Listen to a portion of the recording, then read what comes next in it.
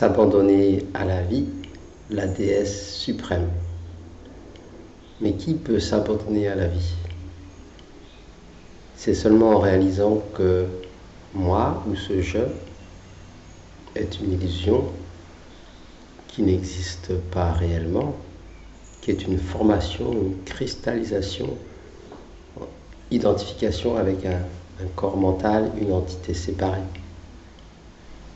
Mais si je questionne l'existence de ce moi, ce je contemple, je regarde sans jugement, sans nécessairement avoir besoin de comprendre.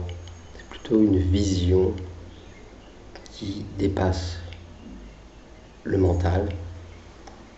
Bien sûr, ça passe aussi par la compréhension. Il y a beaucoup de facteurs, beaucoup de choses, d'étapes dans l'espace-temps qui doivent être, suivant notre nature, suivant la façon dont on a été conçu, notre conditionnement. Donc tout cela va être différent pour chaque individu. Chaque individu est unique. Et donc on ne peut pas vraiment faire de règles générales. Mais on utilise des mots pour pouvoir se comprendre. Mais en fait, cette vision est plutôt au-delà des mots.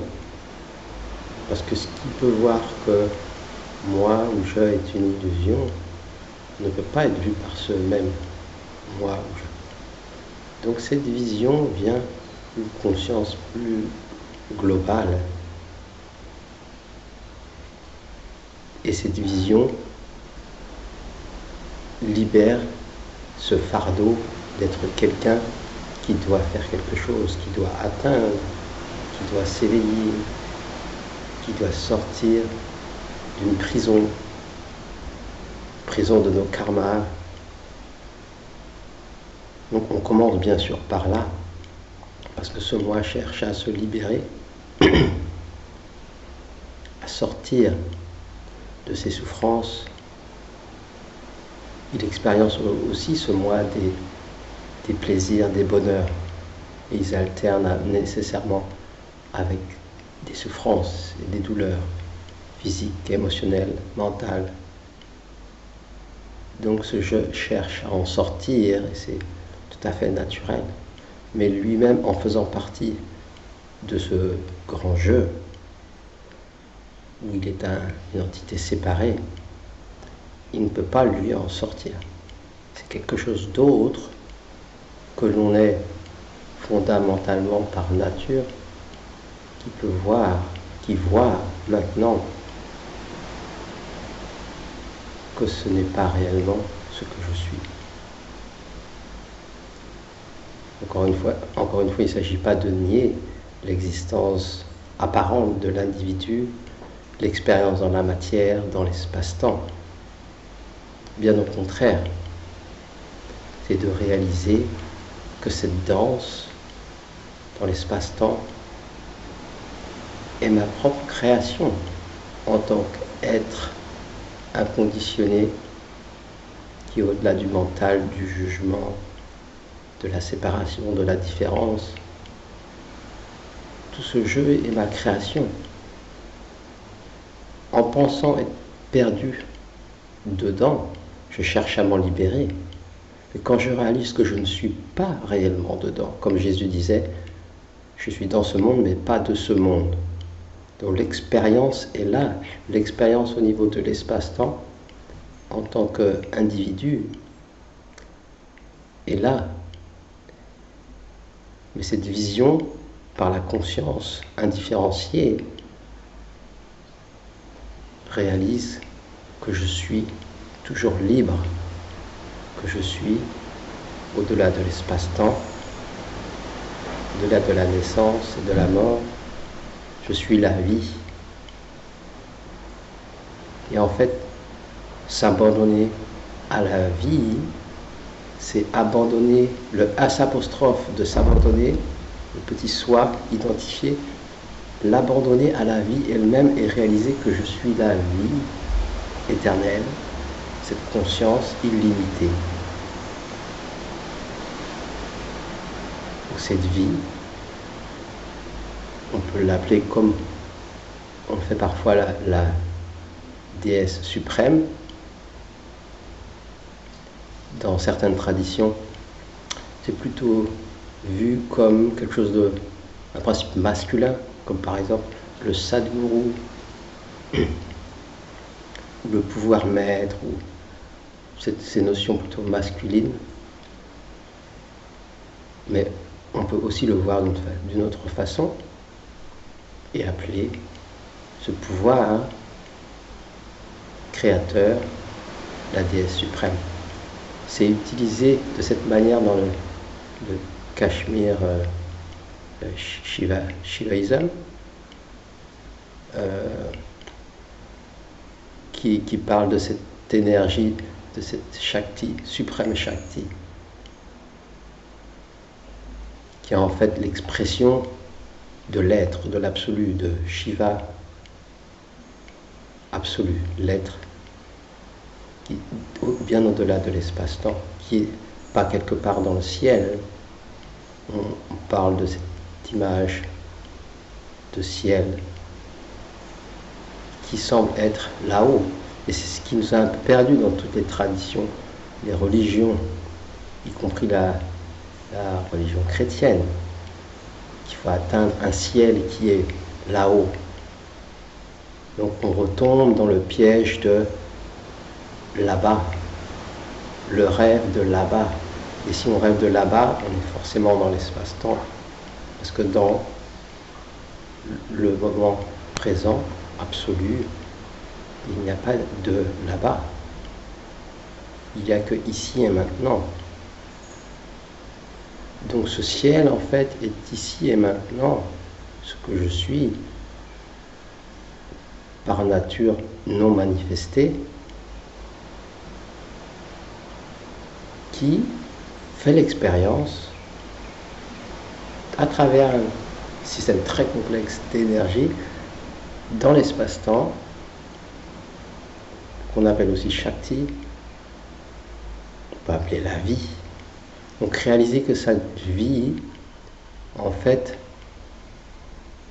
est le réel agent qui fait que tout ça se passe. Donc s'abandonner à ce là qui est beaucoup plus grand que le S apostrophe de s'abandonner, ce petit moi. Donc c'est abandonner, en anglais on dit surrender. Malheureusement en français il n'y a pas de traduction de ce mot.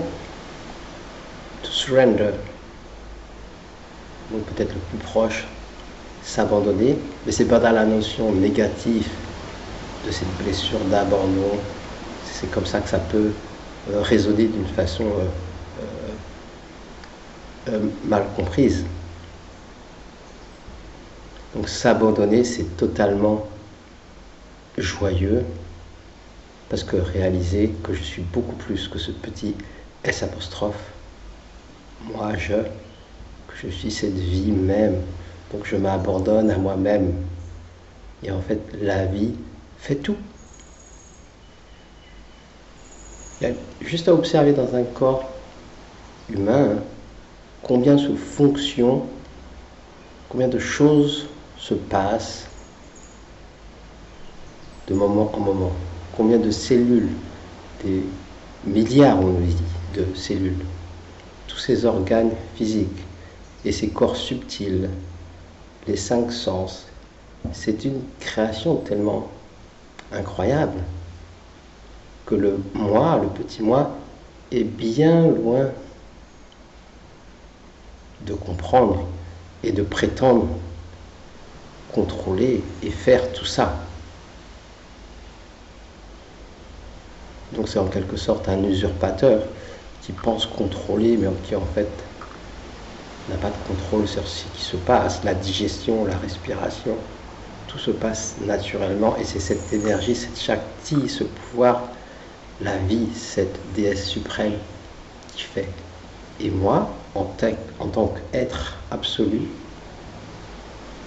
Shiva, ou être indifférencié, qui n'est pas dans l'espace-temps, je n'ai rien à faire. Donc quand on dit ne rien faire, c'est souvent mal compris et identifié avec un corps mental qui ne doit rien faire. Non, ce corps mental, cet être humain, ne peut pas ne rien faire, parce qu'il est dans l'espace-temps. Mais, quand on dit ne rien faire, c'est adressé à l'être. Réalise que tu es l'être qui ne fait rien. Et c'est ta plus grande bénédiction de ne rien avoir à faire.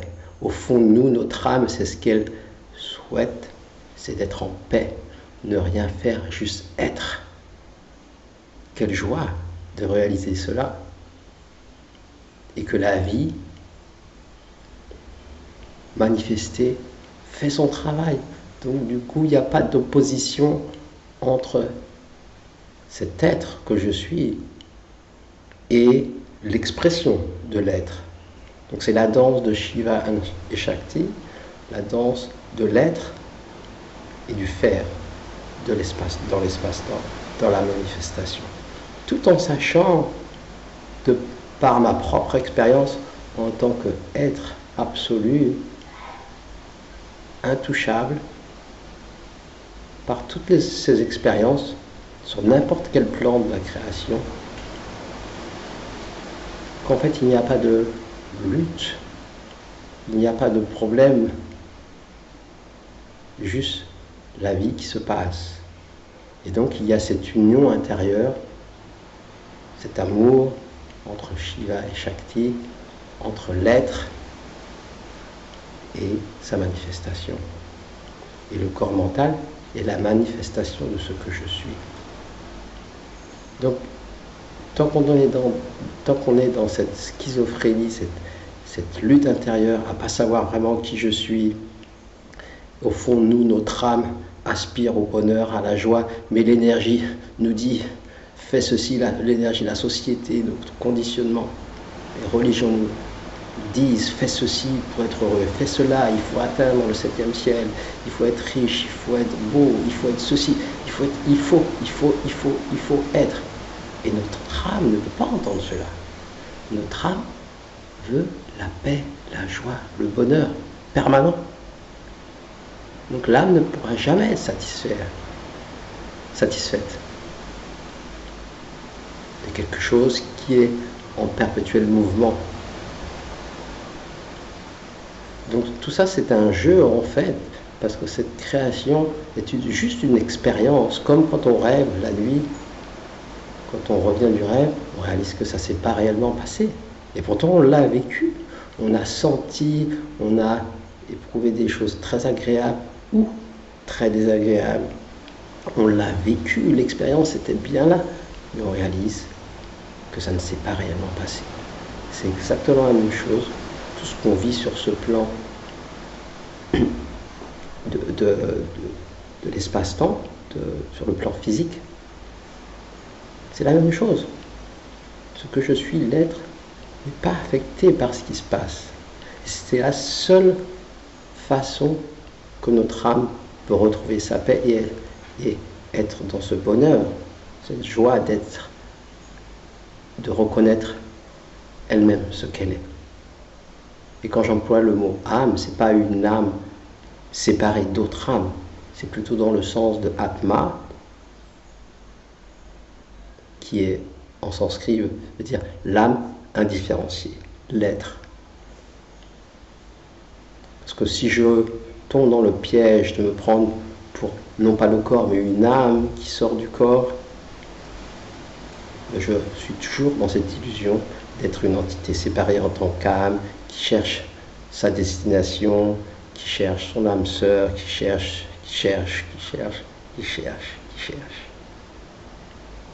Quête infinie. Donc l'âme véritable, il n'y en a qu'une. On peut l'appeler Dieu, on peut l'appeler le soi. Le mot importe peu. S'il y a un mot dû à notre conditionnement ou à nos nos expériences passées, qui peuvent être aussi là par nos ancêtres, par la société, peu importe. Par exemple, en Occident, le mot Dieu, pour beaucoup de gens, blesse quelque chose en nous, et c'est un mot qui nous gêne. Donc, on ne l'utilise pas, c'est juste un mot. Dieu est un mot de 4 lettres, D-I-E-U, seulement ça. Ce que je mets dedans, si je suis perturbé par ce mot, c'est mon propre conditionnement, c'est la propre histoire de l'Occident. En fait, tout est neutre. Tout se passe ici, dans notre mental, et ce conditionnement et toutes ces blessures. Donc, si un mot nous gêne, on ne l'utilise pas. On peut utiliser le soi, l'être, peu importe. C'est juste pour désigner quelque chose qui est au-delà des mots, qui est immortel, qui est l'éternité elle-même, qui est cette conscience suprême indifférenciée, qui a un aspect non manifesté et un aspect manifesté qui est juste une expérience. Donc s'abandonner à la vie, ça veut dire s'abandonner à cela que je suis, à ce mariage entre Shiva et Shakti, entre l'être et sa danse. Donc la danse, en fait, se passe merveilleusement bien et beaucoup mieux. C'est beaucoup plus fluide. Plus je réalise que ce moi, je n'existe pas réellement. C'est juste un outil fonctionnel. Si je veux t'inviter à boire un café, je dis est-ce que tu veux venir demain matin boire un café? C'est un moi fonctionnel, pratique. Le moi qui est malade, qui souffre, c'est celui qui souffre justement parce qu'il pense être une entité séparée et il y croit, il est perdu dedans. Plus c'est vu que ce moi n'est pas réellement moi, qui est dépendant d'autres objets, qui est dans l'attente d'être satisfait, aimé, vu, reconnu, quand il est vu que ce moi n'est pas réellement moi, je suis cette conscience, alors ce jeu continue d'une façon différente. Est-ce que tu veux venir boire un café demain matin avec moi? C'est un moi pratique, fonctionnel pour pouvoir fonctionner dans cet espace-temps. C'est tout. Mais intérieurement, je sais que c'est un jeu et que c'est un moi pratique. Mais en fait, ce moi n'est pas quelque chose de solide qui existe. Bien sûr, ça peut être difficile à recevoir et à entendre parce que l'identification est forte avec le corps physique. Ce moi s'est infiltré dans le corps physique, dans le corps subtil, astral, dans le corps mental, dans les pensées. Quand une pensée vient, je dis j'attrape la pensée et je suis identifié avec cette pensée et je suis persuadé que c'est moi qui pense. Mais en fait, ce que je suis ne pense jamais. Et libre du mental, du corps physique, du corps subtil, ce que je suis est libre et n'a aucun problème avec l'expérience terrestre. Donc c'est ça en fait que ça veut dire s'abandonner à la vie de cette façon qui est absolument positive. Il n'y a rien à nier, à corriger, tout est parfait en fait, vu de cet œil-là qui n'est pas ces deux yeux qui nous trompent, les yeux de la dualité, qui coupent toutes les choses en deux, bien et mal, plaisir et peine. Et de l'œil, du troisième œil, d'où on peut voir cette vérité absolue de ce que je suis, alors c'est la danse suprême et cette joie de cette expérience qui est une création absolument incroyable. Donc l'invitation ici est de regarder cela, de s'ouvrir, de rester disponible pour que la vie puisse circuler et réaliser tout cela plus pleinement. Ça peut être un processus, ça semble à une progression dans l'espace-temps, avec des moments de contraction, des moments d'expansion, des moments où on se sent complètement ouvert, complètement lumineux peut-être même, et des moments où on se sent contracté, revenir à cette illusion d'être une entité séparée et on souffre. Mais ce jeu de la contraction et l'expansion fait partie de ce grand jeu. Et moi, le spectateur immobile, cet être, cette conscience indifférenciée, et le contenant dans quoi tout cela se passe, intouché par cette expérience de contraction et d'expansion. Donc voilà, s'abandonner, la beauté de s'abandonner à la vie, expliqué d'une façon différente. Je vous remercie et si vous aimez cette vidéo, vous pouvez liker, vous abonner à ma chaîne, ma nouvelle chaîne française, et je vous retrouverai très bientôt. Merci, namasté.